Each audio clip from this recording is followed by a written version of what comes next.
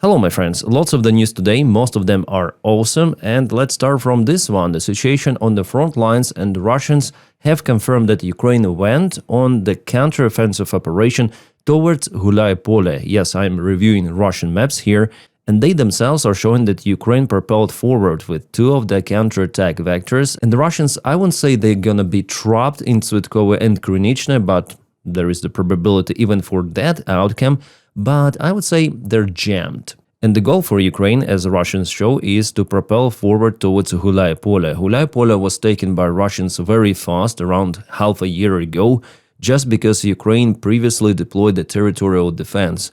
The capable forces of Ukraine were needed in Donbass, so Ukrainian command thought that, okay, this direction is more or less secured. There was the defense line before, but Russians, with the small infiltration attacks, they managed to get to Hulaipole kind of fast. And Ukraine was forced to evacuate the forces, but later on fire brigades were sent and Russians stopped its offensive. Moreover, Ukraine is now on a major counterattack in this entire direction, and also in the northern area of this map Ukraine was successful. Russians themselves, they're saying about the presence of the small sabotage groups of Ukrainian army. But actually the current front line looks something like that. So it's the Russian map after all, and for propaganda reasons they say that Ukrainian territorial gains are lower than for the Russian army. Yeah, of course. But Ukraine here, as we see, takes the advantage over the Russian army. And Ukraine cut the supply road in Priluki and Varvarivka. Well, Russians didn't use this road too much because it's very close to the front lines, so they're all being hit by drones. And yeah, Russians, they will show you those like arrows here towards Vozdvizhenka, but how can they attack if they need to cope with Ukrainian actual territorial gains and counteroffensive operation? Well, Russia attacks in the southern part from Myrna and Hulaipolske, so this is the zoomed in image, but there Ukraine also has the counteroffensive to compensate Russian advancement. Well, Russians are saying that they got those territorial gains. How many forces they use here, it's hard to tell, maybe just a small infantry attack. But at the same time, Russians showed this part that Ukraine went towards Star Ukrainka and Zheleznodorozhne, and it's already very close to Hulaipole. In the northern area over here, we see Priluki and Varvarivka in a gray zone. This counteroffensive of Ukraine is happening for the last couple of days, mostly using drones.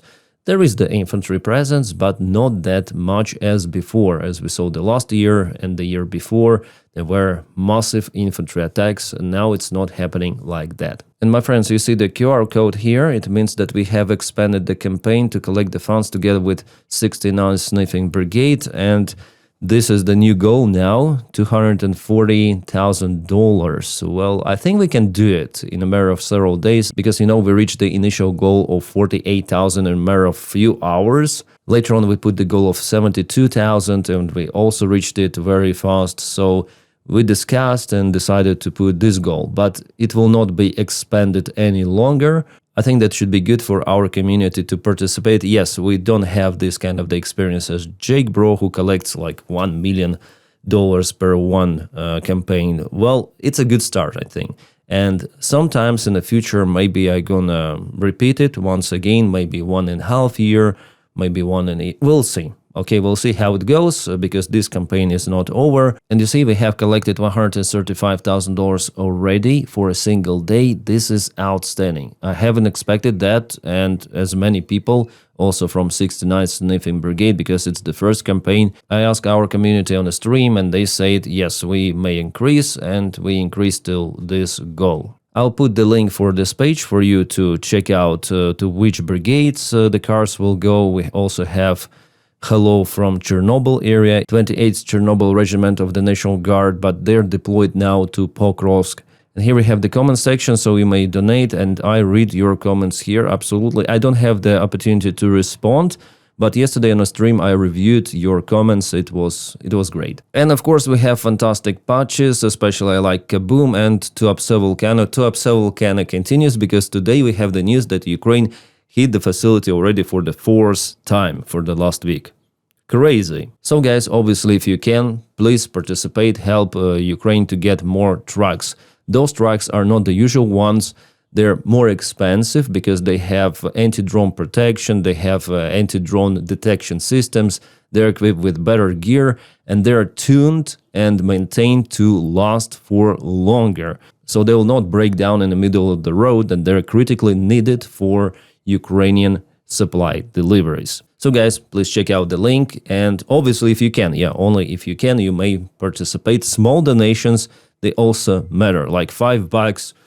Guys, without those, will not reach the goal of the donation. Small donations, they're fantastic. I would say there are no small donations. Every dollar matters here, and especially nowadays, Ukraine requires supply trucks. And yes, I'm gonna tell about this campaign until we reach the goal in my videos, okay? 240,000, that's the sum which is, of course, needed, and will not extend it any longer.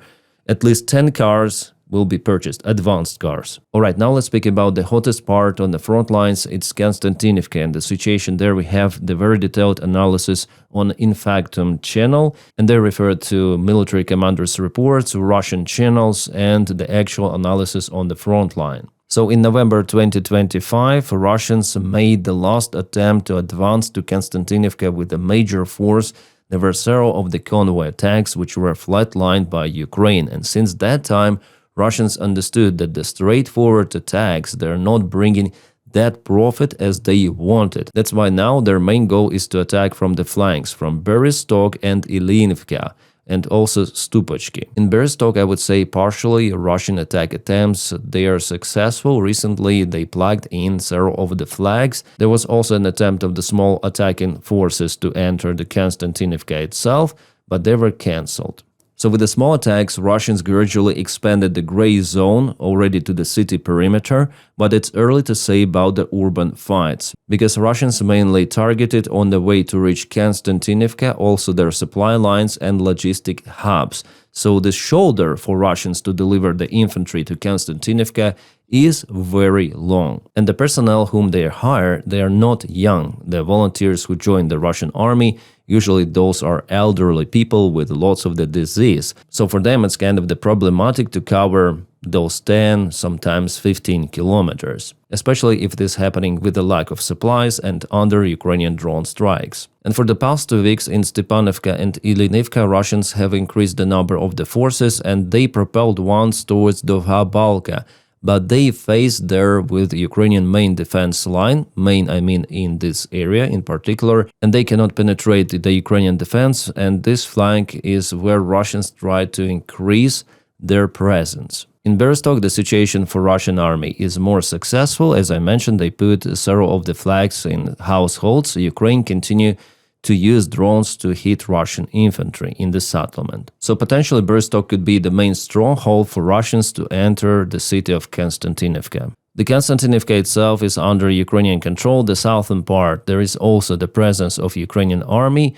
Moreover, Ukraine sent the forces to Ivanopilya. Ivanopilya is proclaimed under the Russian control by Russians back in November 2025, but the presence of Russians in Ivanopilya is also occasional.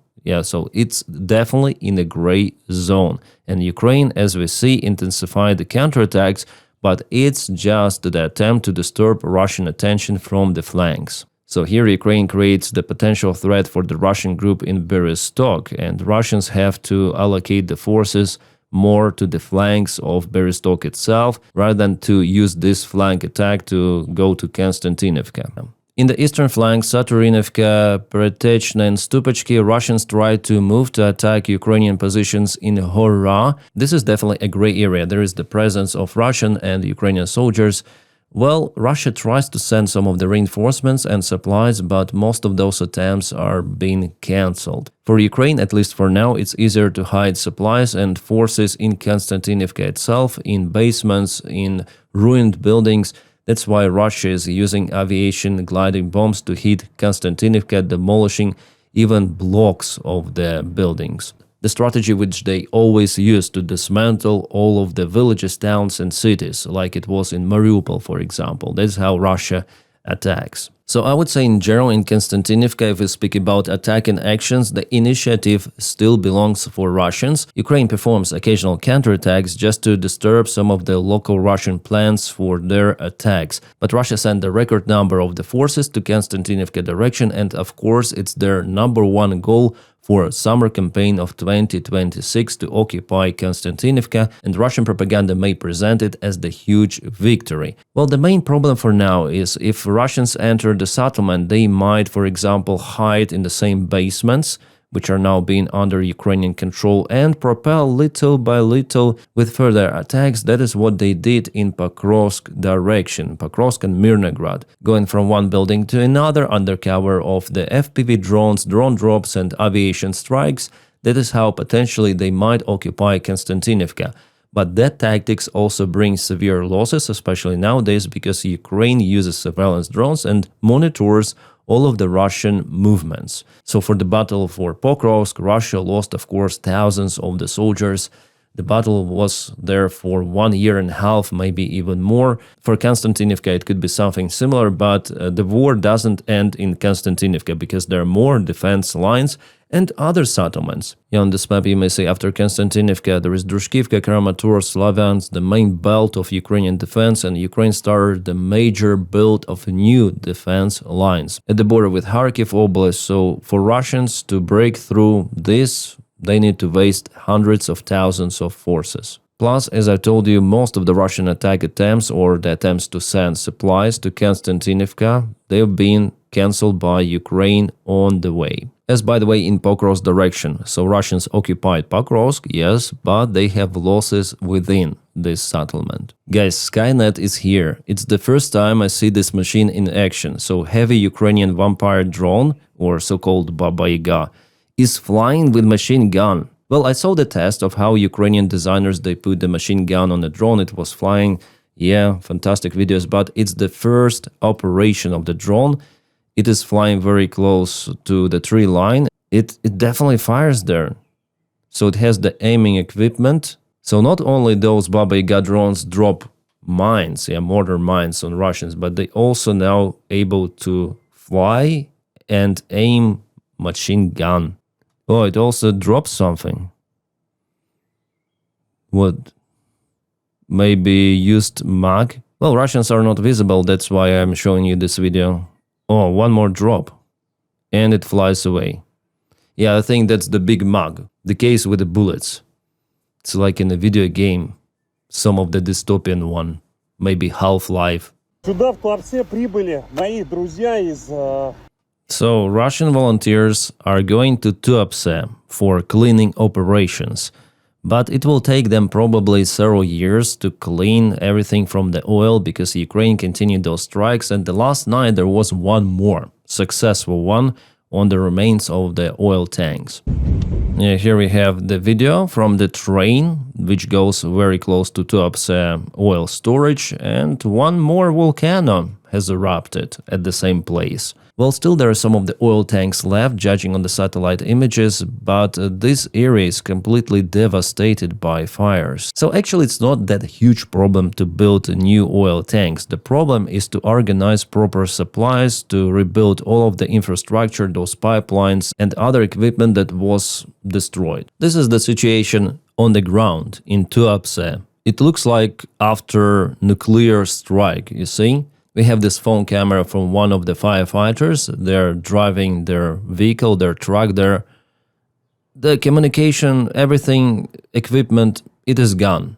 It's not working. So not just the oil tanks are being kaputted, but the entire infrastructure of this facility. And that is what will be very hard for restore for Russians. And even after those very complicated and very expensive fixing or repairing operations, Ukraine may once again hit the same facility. So maybe the only variant for Russians is to dig down everything underground, all of the oil tanks, but it's very expensive. Russians, of course, do not have money for those complicated projects, and they don't have enough equipment even. And this is Perm volcano, Russian Federation, yeah, obviously it's the oil storage that was hit a couple of days ago. There were 2 of the strikes and the fire there still continues. Perm is definitely outstanding, it reminds me Mordor from the Lord of Rings, and by hitting this part of the Russian oil infrastructure, Ukraine has disturbed a large part of the Russian oil logistics elsewhere, to Ust-Luga port, to Tuapse port, Novorossiysk. This was the main pumping station supply hub, and I guess Russians will do everything possible to repair it. What is also interesting that the location of this facility is very far away from Ukraine. 1,000 miles is no joke, and Ukrainian drones are capable to reach that far. Just imagine Ukrainian military capabilities. And Russia does so-called response. Well, even without those strikes on Russian oil facilities, Russia hit Ukraine multiple of the times. And it was Ukraine that called Russia for energy ceasefire. Ukraine proposed it multiple of the times, Russia refused. Well, now Russia has Tuapse volcano as well as many other volcanoes. And they continue to hit Ukrainian civilian infrastructure randomly with multiple of the Shahid drones. And some of the pro-Russian influencers or politicians, they're saying that Ukraine now deserves the fight back from Russia. But Russia was doing it again with their cruise missiles, with their ballistics, with their drones. Ukraine is responding on the Russian attacks by hitting Russian oil facilities, because that is how Ukraine cuts the financing for the Russian war machine. It is very simple, but Russian propaganda inverts everything upside down. It is Russia that started the war in Ukraine. It is Russia that started the massive strikes on the Ukrainian energy grid, Ukraine refineries and oil storage facilities. But you know the main difference? Ukraine has partners, European allies, and they will not let Ukraine down in any sort of the case. And Ukraine is not that big country relative to Russia. It doesn't need that much of the resources for its economy to continue to function. Even in this degraded state because of the full-scale war, Ukraine will survive because of the friends. And what friends Russia has? North Korea. Can they maintain Russian oil sector? Absolutely not. China, can they maintain Russian military directly with lethal weapons? Also not. Yeah, China helps Russia, and maybe without China, Russia would rethink the goals of the special military operation, but China will not save Russia. The crisis in Russia is imminent, in its economy, in its military. It's already happening. My friends, it's all I want to say in this video. Maybe I'm gonna film one more in the evening. And please support the initiative, the fundraise for trucks for Ukraine. Thank you guys. You're awesome. You're the best. I wish you all a peaceful sky wherever you are, and have a great time.